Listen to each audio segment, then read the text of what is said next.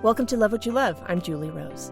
I'm insatiably curious about people in the world around us and absolutely in love with passion and unselfconscious enthusiasm.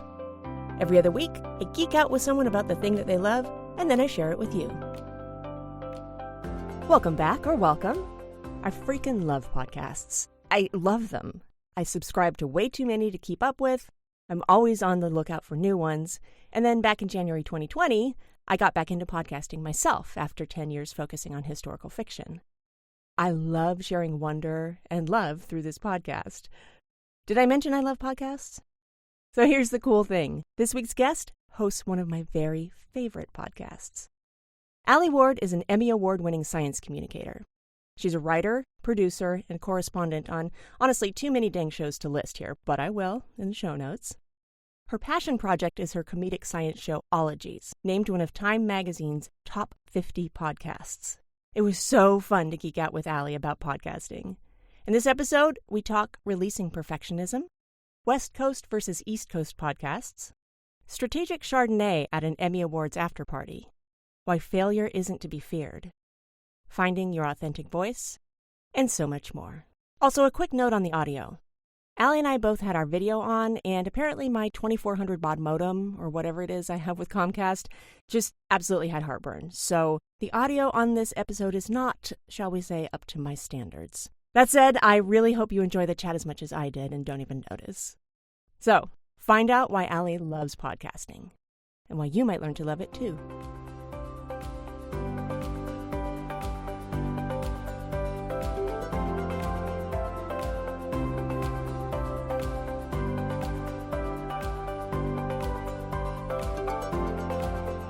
Hello, Alie. Thank you so much for joining me today. Oh, it's a pleasure. I know you so much from, I feel like we're almost meeting IRL, even though it's on video. But yeah, I feel like we're old internet pals who are to hang out for the first time. Totally. Yeah, I'm so excited. So you are the host of Ologies. Ologies is always at the top of the science podcast charts. You're just, badass in all sorts of ways. So why podcasting? I know you've got a broadcasting career. I know you have a past writing career, but probably still writing career too. So why podcasting? How did you come to it? What inspired you? Why did you go down that road? Oh, I wanted nothing to do with podcasting for a long time. It's like, podcasting seemed like a pain in the ass. I wanted nothing to do with it. I remember listening to NPR and I remember thinking, God, it's got to be the biggest pain in the ass to create radio stories. What if the audio's bad or whatever? And then I was asked to start a comedy podcast years ago and I was like, oh, why not?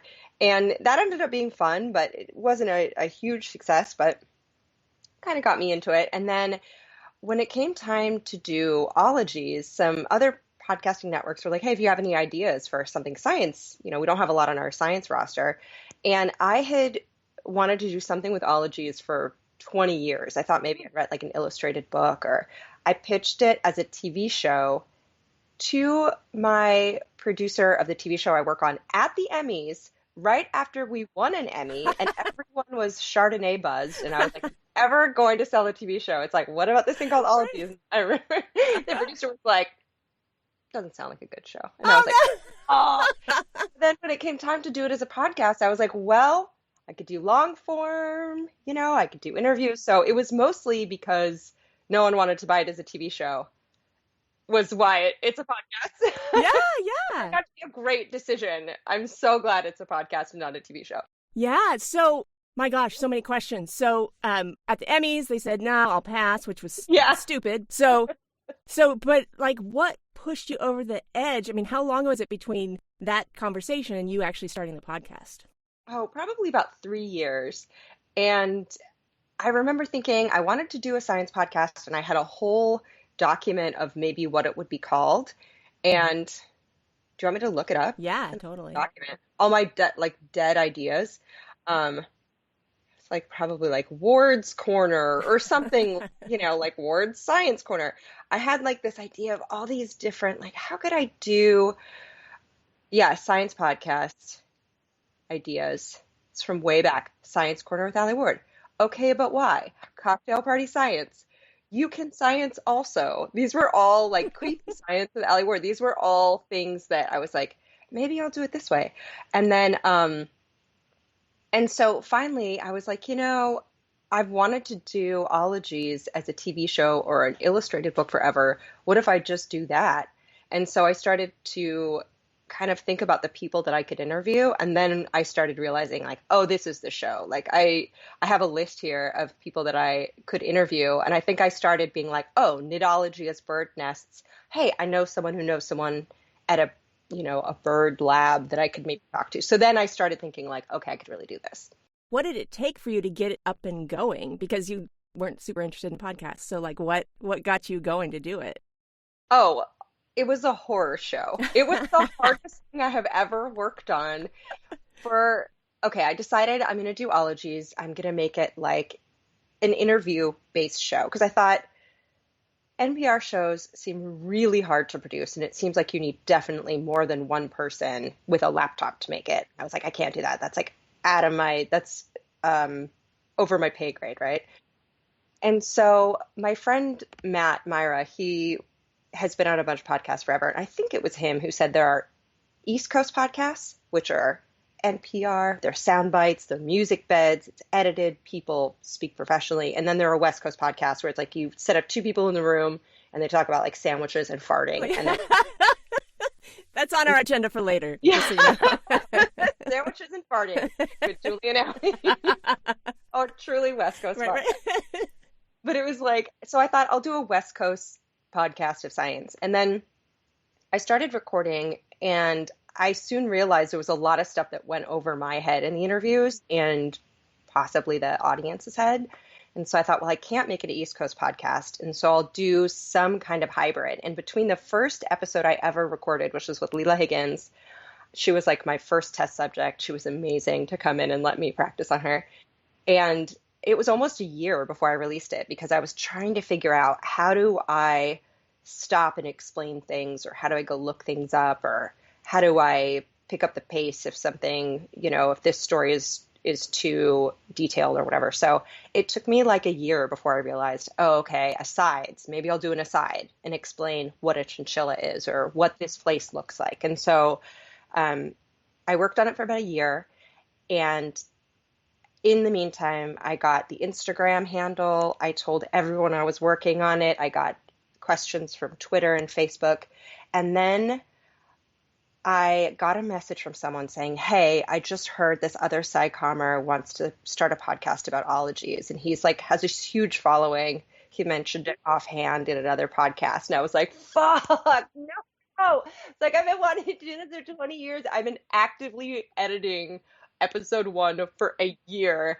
And so that night, in the midst of a panic attack, I put up the teaser for it, a teaser trailer, just to like pee on the idea to make it known that I've been working on I already had the artwork I had designed, everything. I wrote to the guy and I was like, hey, I understand that you mentioned something about, just so you know, I've been working on this for a year and, here's the artwork, here's everything. And so he was like, oh, no worries, I'm not going to do it. And so, yeah, then I had to just put it up. Yeah, the network that I was with at the time put up the uncut version on accident instead of the edited version that I'd been working on for a year. Oh, God. And that was another panic attack. Oh, my God. I worked so hard on a format, and so we took it down, we uploaded it. And shit. Yeah, oh it was like a beautiful pearl necklace of panic attacks. It all worked out. Exactly. So why Ologies and why science? You have a lot of focus on science, technology, innovation. What's that about? Like, did you want to be a scientist growing up? Like, where's that coming from? I got a microscope when I was a kid for I think a Christmas present. And that's when I really started to care about science because I just realized was a lot more things of interest than I was ever attuned to. I think once I started swabbing windowsills and stuff and looking at things, I realized, oh, there's all these alive things, dead things, and how does the world work? And so that got me really interested. And so I always studied science and art at the same time. And there was something about science that just gave me an appreciation of life on Earth and perspective. And it made nothing boring. Once you start to realize okay, well, I'm sitting on a blanket. What are the fibers made out of? Why are the fibers twist the way they do. Like there's science in everything. And that's when I think it gave me such like a calmer appreciation for things that I wanted to spread that, because I thought if you appreciate things, if you know the context behind things, it becomes like a richer experience. And so I kind of wanted to make it pop cultural or pop science. That way people could just go down wormholes and appreciate things more, you know? Yeah, totally. So that's kind of like the heart and soul behind Ologies, is the sense of wonder, the sense of joy in the world. Mm-hmm. Yeah. And people who do it, I mean, I think I started to see that there were so many people who were comedians who had podcasts, and they would have on actors or other comedians or musicians. And we know so much about those people, but what about the folks who are doing research or who are studying, tiny snails on islands? Like, why do they do it? Who are they? What's their story? And so I kind of wanted to make scientists, give them like the rock star treatment that so many people in media get, and make people realize that the people all around them have such great stories, Yeah, and it's one of the things that it drew me so much to Ologies is that, I didn't give a crap about, X, Y, or Z. I'll look at it come down on Tuesday and I'm like, I don't know. So I listen, I'm like, oh, I'm so glad I listened to that, because that was so interesting. And it opens your world up. I think that's the thing is I love hearing when people are like, I don't know why I listened to this episode, or I did not think I would care. And then those sometimes are the episodes that people end up liking the most, because they just had no reason to care about it. And then, by the end of it, they want to know everything about squid, or they want to know everything about, mountaintops or ferns or whatever. So there's so many ologies left to explore that it's kind of cool just to try to make anything interesting. And week to week, sometimes I think, why did I set up for myself a weekly schedule where I try to make the most like sometimes opaque information interesting while you're commuting? Sometimes it's, you feel like, I hope people care about this, but the ologists are always so engaging and wonderful that it's always really easy to fall in love with them. Yeah, and how do you manage a weekly schedule on top of other work? I have a day job and I do this every other week, and it's just about, the limit for me. So how do you even do it? Poorly. No lies. Come on. Poorly. Like, when I started, I didn't know how many episodes I would do. I didn't know how many people would listen. And so I didn't have a ton of foresight in terms of putting up like 52 episodes a year, especially since it took me a year to make episode 1. Right. Gosh, shit. What have I done? Yeah. Like I need 50 years to make a year's worth of content in that schedule. But, luckily, just like anything, the more you do it, the easier it becomes, the faster you get, and the more you can trust your instincts. And so that's helpful. And then you get to a certain point where you say, okay, I know the rhythms of it. I know how to make decisions. Now I have to make sure that I don't get myself in a rut and the audience doesn't get bored. So now I have to shake it up a tiny bit if I can. And so, the big thing is just trying to release it into the ether, knowing it's not perfect. That's the hardest thing is I know I could work on every episode for a year, and I just have to say like, all right, off you fly. And I hope it's as good, Releasing perfectionism is a good idea whenever you're starting any creative endeavor. Yeah, for sure. And ongoing. It's a constant battle. It's a constant battle. Yeah. Especially if you care about it. You want it to be the best it can be. But, they always say that perfection is the enemy of progress. So, yeah. Are you sleeping less? Have you found that it gets easier or harder for you? It's getting easier, I think. Do you have any advice for people who would start a podcast? I was going to ask you at the end, so you don't get to jump on that question. Interviewing an interview. Well, that's actually one of my questions for you is, so not that this has gone off track, but what do you do when an interview kind of goes off track? I think that one thing I learned is like you can never go wrong with total honesty. Like the longer you think about how to do something or how to manipulate something, sometimes the worse it gets. So if an interview is seeming like maybe it's dull, or maybe and sometimes it can seem less interesting if you feel like the person you're interviewing is feeling like they have to be super professional or inauthentic. And, sometimes just relating to someone as from person to person can really help the interview take a much more natural course. And so I think asking really doofy questions sometimes helps, or I feel like I have the responsibility to ask the questions that are in my head, even if they're embarrassing questions, because the listener's going to have them. And if I don't ask them, the listener's going to be like, why didn't you ask that? And if I try to make myself seem cool, I do a disservice to the listener and to the science. And I've learned over time that so many times I'm so glad that I asked the question that I was embarrassed to ask, or made an admission that was perhaps vulnerable, because it ends up taking the conversation in a much more authentic direction. So that's good. It's embarrassing as fuck. But it's like there's so many times that I'm like, if I don't ask this, I'm a proxy for the listener. So I have to just like be this weird like funnel where it's, imagine everyone's question coming into this like point of a funnel, and it's got to come through me. So it's like, all right, well, you have a responsibility. This kind of curiosity is gonna gush out because it's being funneled through you. Yeah, totally. So the person that you pitched the podcast to at the Emmys, what do they think now? Oh, they've asked me for advice on how to start a podcast. Literally, they're like, I'm thinking of starting I'd love to pick your brain over coffee.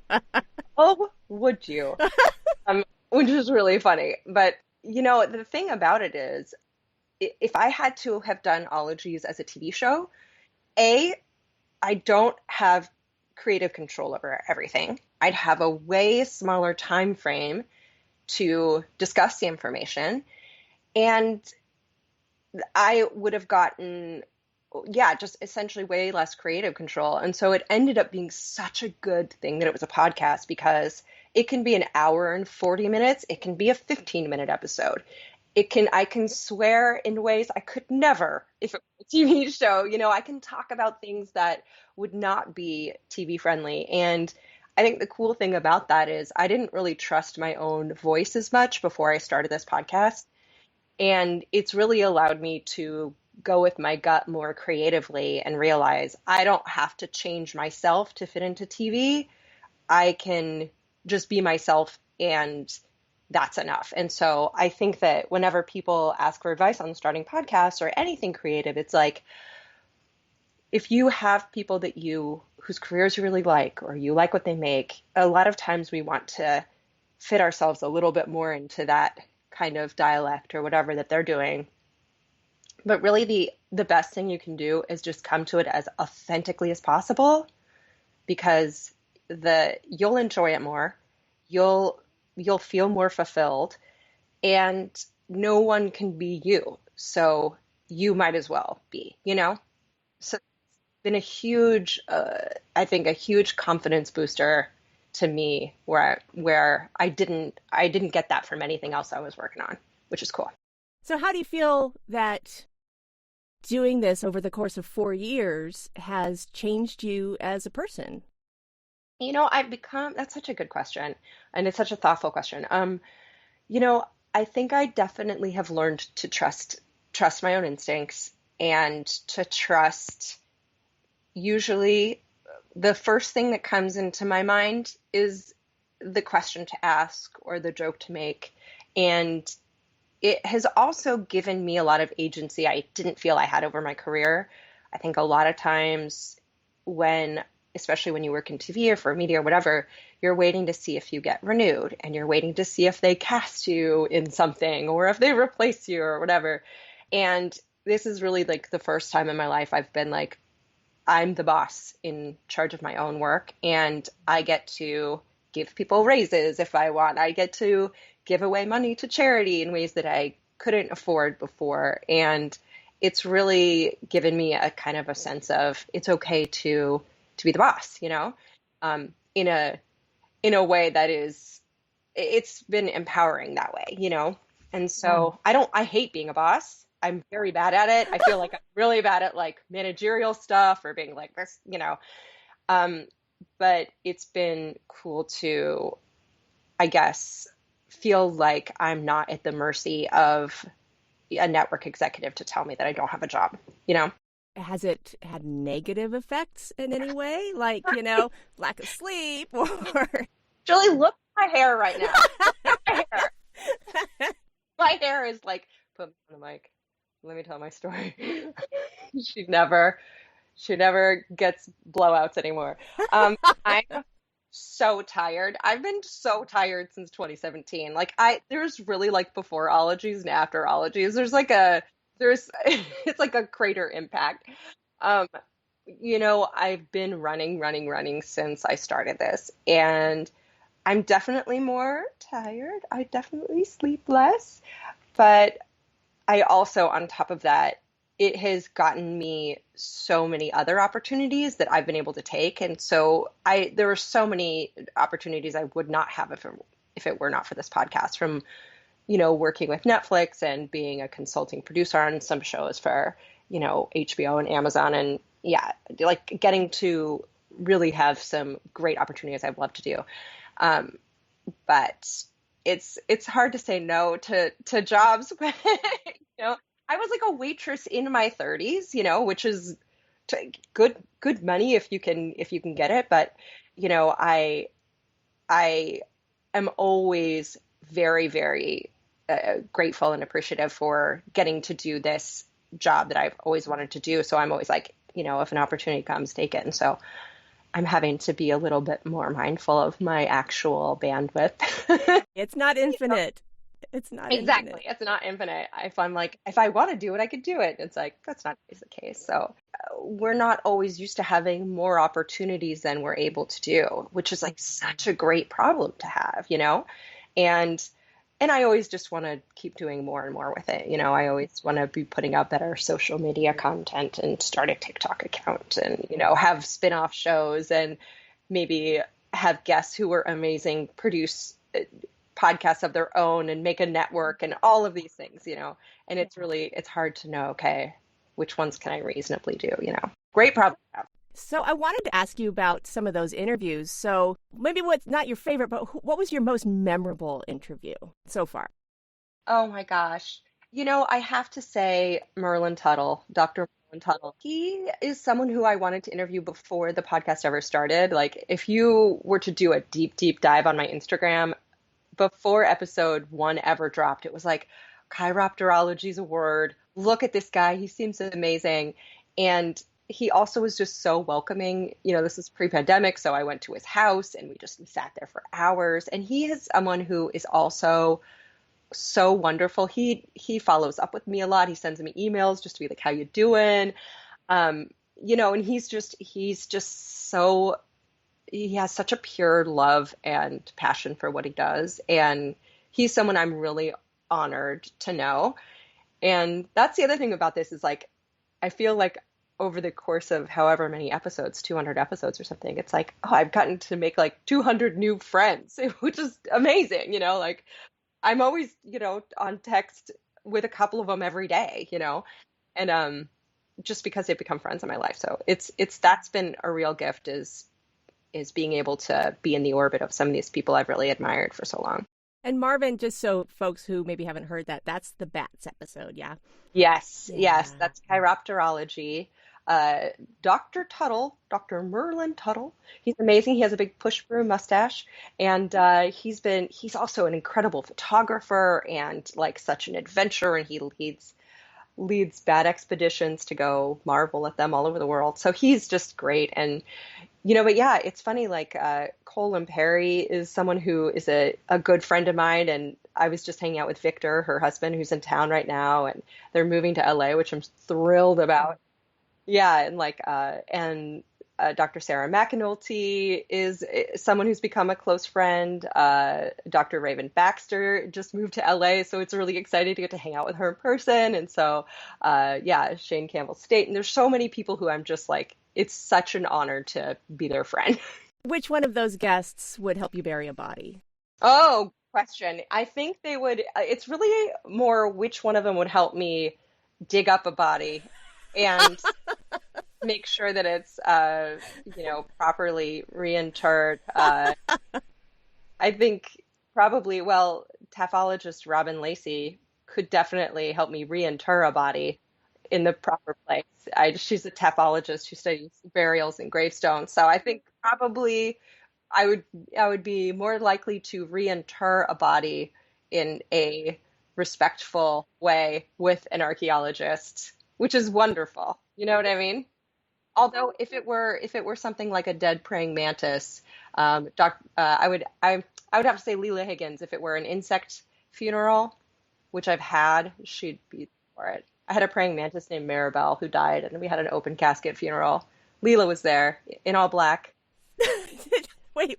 This is recently. This isn't when you were a kid. This is recently. No, I was a grown ass adult, but it was like in 2015, I think it was 2014, my pet praying mantis died. And so, I mean, if you're ever going to have an open casket funeral, have it for a bug. And it was wonderful. We listened to Bauhaus and stuff, dressed in all black. Yeah. Pillbox hats were worn. So help me have someone could probably play taps or something. That's amazing. Yeah. So, you've covered 200-ish ologies. What's your list? Like how many? I mean, there's got to be almost an infinite list. Better be infinite. Yeah. Literally had a nightmare, like maybe a month or two ago, that I had gotten to the end of the list. And that there were a couple left, but they were ones that I was like, I don't know. Like, I know that metrology, the study of measurement, will end up being interesting, but I'm always afraid that it's going to be like the driest episode. So I think I had a dream that I got to like the bottom of the cereal box and there were just crumbs. But no, it's an ever evolving list, and people are using more ology words, new ones every day. So I think I should be good. But if I look back on my old, 2016 list of things I wanted to do, which, by the way, I just looked back at that list, and one of the ideas was Fire Hose of Science with Alie Ward. That list didn't make it. My very first list, there's so many that we haven't done. Timbrology is a study of postage stamps. Tisology is tea. Latrinology is the study of bathroom wall writings. There's cosmology, porn. Like, there's so many that we haven't ever done that I'm like, oh, I'm good. I'm good for a while. Yeah. Do you have a holy grail? Oh my God. Like my ultimate. Mm-hmm. God, that's a good question. I'm really excited about gastroenterology, to be honest. As one usually is, right? Like, everyone's got gut problems of some kind, so I'm like, gastroenterology is going to be interesting. We have one coming out about ADHD, which is really exciting, with Dr. Russell Barkley, who's kind of like the dude when it comes to ADHD. So we already recorded that, and that's great. So that's coming out in January. That's going to be after the holidays. But there's so many that I want to do, but when I finally do gastroenterology, I'm going to be stoked. Okay, so you get permission to ask one question of one of these people. Yeah. Who would you pick? Okay. And what would your question be? Okay. Ooh, yeah. Charles Darwin, Jacques Cousteau, Marie Curie, or Carl Sagan? Oh my gosh. Oh, wow. I think I would want to ask Carl Sagan if he still thinks that one of Mars's moons is a extra storage shed for aliens. That would be one of my biggest questions. Because that was like one of my favorite things I ever read, was like, wait a second, Sagan thought one of Mars' moons was maybe a storage shed? That's amazing. But yeah, I would ask Carl Sagan. I would ask Carl Sagan if he had to live on another planet, which one would he pick? Now, is there someone that I didn't list that would be like, I would do anything to interview this person? I would love to interview Jane Goodall at some point. I think she's wonderful. She has such an interesting backstory to how she became a primatologist. So yeah, I have already done primatology. So what I need to do is I need another ology that would cover Jane Goodall's work. and then we're off to the races, because I love to interview her, and I should hope I would get to do it in person and not long distance. That would be like a holy grail for me, for sure. And also to do an episode about the Holy Grail, side note, would also be amazing. Yes. Yeah. Grailology. Grail, we've got to be there. Something. Yeah. So if the multiverse theory is correct, what are the other Alies doing podcasts on? Oh my gosh. Okay. You know what? We can look straight up at this document. They're doing the Cephala Podcast, which was another one that I was going to do. They decided to go with Fire Hose of Science. There's someone out there, there's another Alie doing Fire Hose of Science that's trying to do a 5-minute podcast where she recaps all of the science of the week. There was another podcast I really wanted to do, and I always want to do it, based on an article I used to do for a section at the LA Times, and it was called Karma Watch, and it was ways to volunteer. And I've always wanted to do like kind of a long form interview about people who volunteer different places, why they decided to do it, what they get out of it, because it's just sort of illuminating that volunteering, obviously good for the community, good for other people, but it's a really kind of great way to connect with your own compass of what you think is important. So I think I'd probably be doing a Karma Watch podcast, which I also pitched as a TV show and got shot down. No! And then I lost an Emmy this past year to Mike Rowe because he has a show all about volunteer work, and I was like, dang it, doing good work also. But yeah, so I would probably do something on that. You spend a lot of time and lose a lot of sleep over it. But was there a moment kind of early on where you're just like, wow, no, I love this. I really actually do love this. What was that moment? So many times. I remember one moment I had real like chills recently was interviewing the rodentologists, urban rodentology, about sewer rats. I think Dr. Bobby Corrigan, and just having the best time talking to him, and just thinking like, I get to sit here for my job, and I get to talk to the world expert in sewer rats, who's just a delightful person who cares so much about ecology and urban ecology, and like, what a life that I get to do this, that I get all these insights and get to have these great intimate conversations with people who know so much and know so much about such specific fields. And then on top of that, there's like, I oftentimes completely forget that the people who listen to the podcast get to know these people and their stories too. I feel like sometimes I'm so grateful for getting the experience, and I'm like, oh, it's also weird that there's someone who is on a train in Philadelphia learning about this too. I was like, oh, that's bonus. That's awesome too. But yeah, I remember a moment when I was interviewing him and just thinking like, what is life? This rules. I mean, it's surprising how many of the episodes you actually get some really great life advice. What's kind of the top bits of advice and information that you've kind of applied to your own life? Oh man, I have gotten so much of it. I think that the biggest thing I've really taken away from so many of the ologists is just how much passion fuels what they do, and how much they have appreciated getting to kind of go down a career path that had kind of some twists and turns along the way. I feel like it's pretty rare that I talk to someone that's just like, I knew this from the get-go and I got here. But, you know, there are a lot of people who are animal biologists who started off in veterinary school, and they were like, I was devastated when I either didn't make the cut because veterinary school can be really competitive, or I did and I realized I didn't like it. And so I think it's been really affirming to hear that how much life is a bunch of little detours until you get to where you want to be, and that it's getting to where you want to be is oftentimes the result of a lot of small and sometimes difficult decisions or realizations. And so that's been super affirming, for sure. And the idea that just swear if you want to swear. Like, I realized I really, really struggled with whether or not to keep swearing in this podcast. And at some point I was like, well, it feels authentic. I'm going to do it. And I'm glad. Ultimately, I'm glad I did. Yeah, you just feel like you're listening to your pal talking to somebody and learning all sorts of stuff.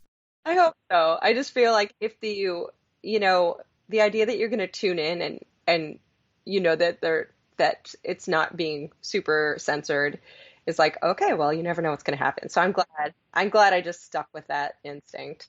I mean, you've got to do a ton of research for the different asides. Do you get caught up in rabbit holes all the time? Oh my God, so much. It's so difficult. And I think that's one reason why if I could spend a year on every episode is there's just so many rabbit warrens and catacombs and I think that there's so much backstory to everything. And so sometimes it's tough to know when to cut it off and to be like, okay, this is too much of a tangent. But, anything that can give more context to it is really hard not to put in.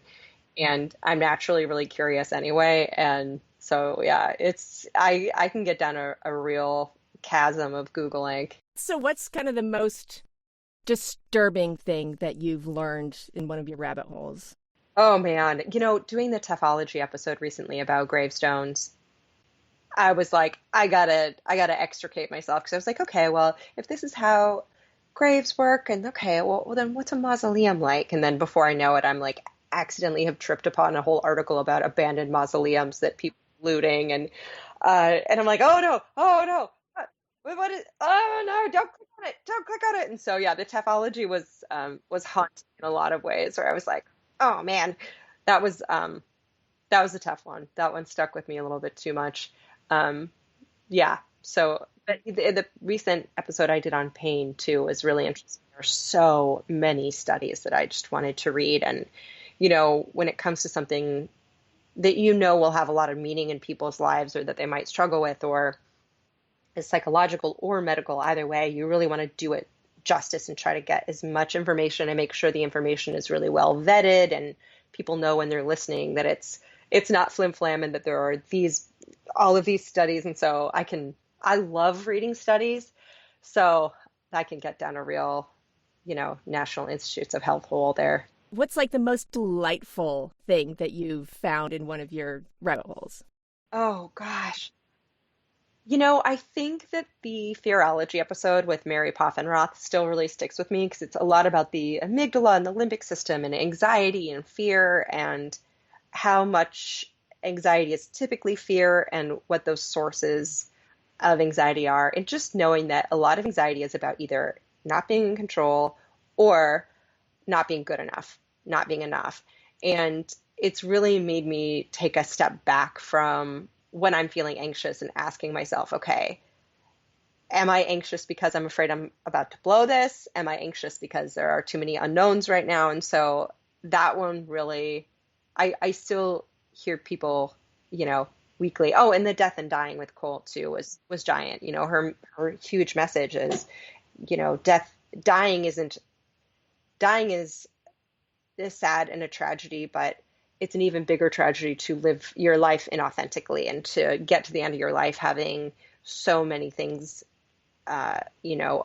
undiscovered or so many regrets. And so I think that has changed the way that I live a lot is, it's not, am I doing a good job, but it's, am I living authentically that I ask myself now, which is really exciting, From that Fearology episode, I made a little sign I put up over my desk and said 99% of fears are fictional from that episode. It was so helpful. And yeah, so many good bits of life advice that come out of this show. Yeah, it's been a wacky year, that's for sure. Very busy in a huge global crisis. So it's been a wacky year, but it's been cool to also kind of, as things change in the world or as new stuff comes up, to get to kind of chase some of the ologies and the questions that we have as life kind of evolves in different directions. Really, I'm sure you've got a schedule planned out and you have, interviews scheduled ahead of time. Is it just kind of like, oh shit, I got to talk to this person today. And guess what, Jarrett, you're doing tonight until 1 a.m. 1 a.m. is very generous. It's usually just a little bit later. But yeah, I have a chalkboard that I'm constantly shuffling things around. And so, yeah, even just today, we changed the order of things. It was this morning, this week's episode was going to be raccoons, and now it's going to be about TikTok because it's a bit of a less complicated episode. And, I have a friend whose cat is getting put down tomorrow. So I know I'm like, okay, I'm going to be on deck for that. And so let's try and do a little bit of a shorter episode. So constantly kind of shifting.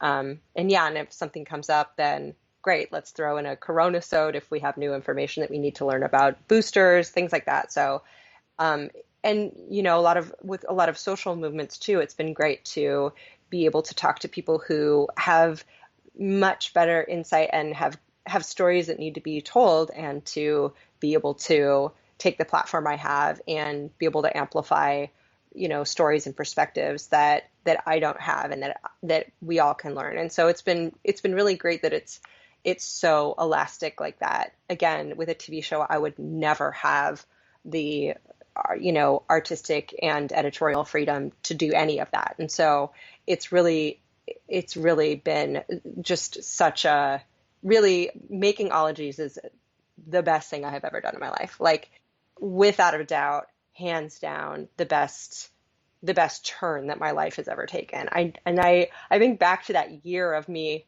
fretting and hand wringing, and it all started when it started, and it happened the way it happened, and it's all good. But there are so many ideas that we have for creative things that we're so afraid to fail on that we just keep them in the back of the drawer, not knowing that you are going to stumble along the way. That's just part of learning how to do anything. Is there are going to be mistakes. There are going to be episodes or things that you write or whatever you're working on that aren't perfect, but they're never going to get better unless you do them. And so one big piece of advice I learned from innovators when I do my Innovation Nation episodes is just start sooner rather than later. Fail a lot. Failure is part of success. Like, you are going to fail in a lot of little ways, maybe some big ways, but you are never going to overthink or pre-think failure yourself out of failure. It's going to happen. So it's really more about what you learn and how you pick yourself up and how you keep going and how you iterate to make things better along the way. It's not about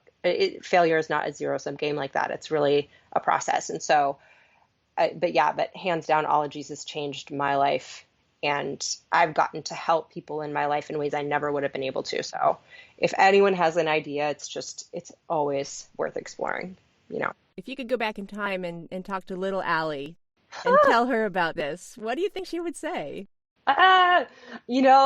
She'd probably be like, "What's a podcast?" Well, yeah. She'd be like, "Why is your hair so messy?" No, she wouldn't say that because my hair's always been messy. But, I think that I have had so many fears that I would not make it, or that I would fail, or that I wouldn't have a voice. That was a big thing for me. I realized that in my 20s, I got mugged, and I at the time I was working in TV, and I would have auditions to go play someone who was, a victim of some crime. And I just felt like I'm not getting to write my own stuff. I felt like I just didn't have a voice. And so the biggest thing for me was really wanting to do something where it was my voice. And so knowing that I get to do something that's so purely my voice is like, I would have definitely, my stomach would have been in fewer knots for several decades, wondering if I was ever going to get to do something like that. So it's really super affirming. And just showing up as who you are is really like the best advice I could give myself, And I hope that people who listen to Ologies, I hope that it makes them ask themselves, like, okay, what's my toads, or what's my podcast, or what's my, you know what I mean? And hopefully it makes them think, like, what really lights me up? I hope that's what people get out of it, Yeah, totally. Kind of just to wrap up, if someone wanted to get into podcasting or just finding their authentic voice, what advice would you give somebody? Oh, that's such a good question.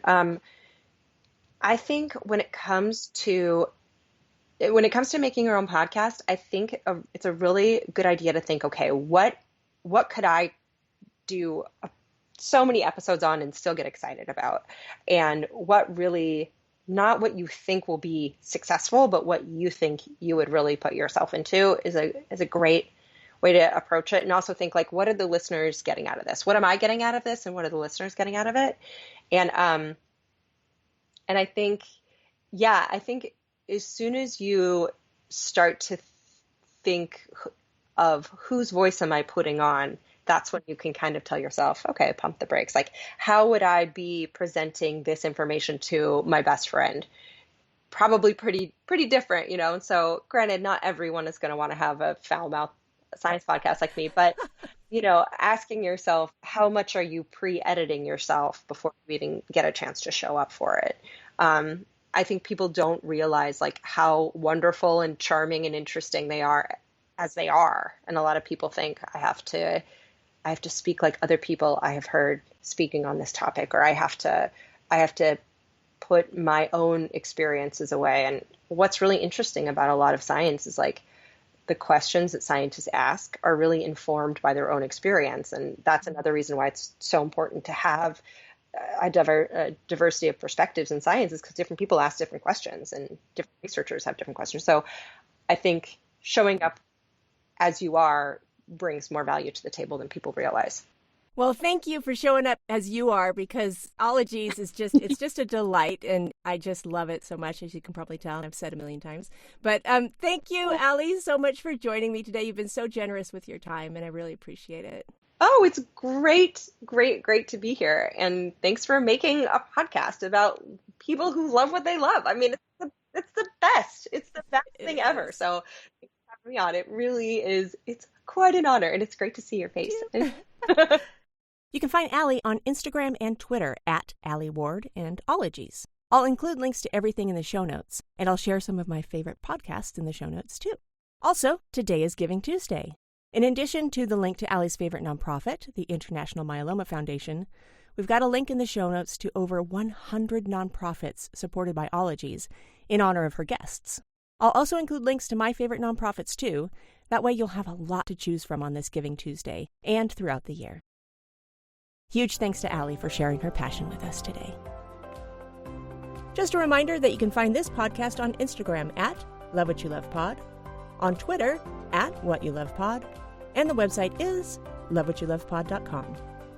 All of the transcripts for Love What You Love are available for everyone on the website, thanks to Emily White, transcription magician and proprietress of the Wordary. If you need transcripts, reach out to her at emilywhite@thewordary.com. The music for Love What You Love is called Inspiring Hope by Pink Sounds. A link to that artist is included in the show notes. As always, thank you so much for listening. Let's hang out again soon. There's some good in this world, Mr. Fertile. And it's worth fighting for.